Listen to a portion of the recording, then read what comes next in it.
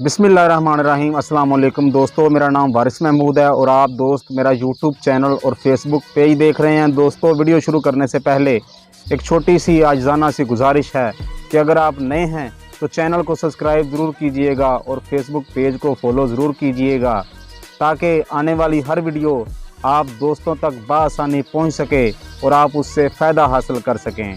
आज मैं आपके साथ ऐसी गलतफहमियां डिस्कस करूंगा जो नस्ल दर नस्ल चली आ रही हैं और हम लोग उसको मान रहे होते हैं। उन मिथ्स को तोड़ने के हवाले से आज मैं बात करूंगा।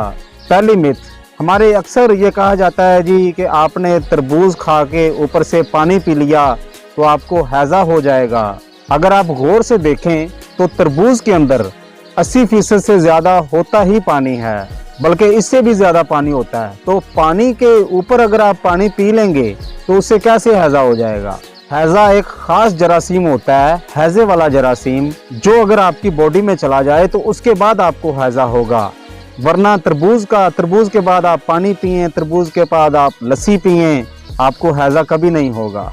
और नंबर 2, हमारे यहाँ मछली खाने के बाद दूध नहीं पीते। मछली खाने के बाद दूध पीने से लोग अक्सर ये समझते हैं उनको कोई जिल्द की बीमारी, कुछ लोग उसे चंबल कहते हैं या कोई और बीमारी कहता है, तो इसलिए लोग अगर गलती से भी पी लें तो वो परेशान फिरते रहते हैं।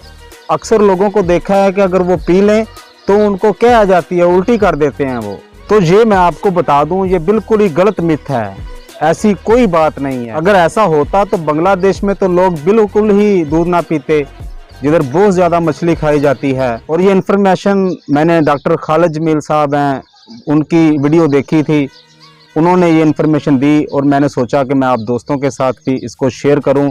तो देखिए, इस ऐसी गलत फहमियों से अपने आप को भी और अपनी आने वाली नस्लों को भी आशना कीजिएगा। अल्लाह निगहबान।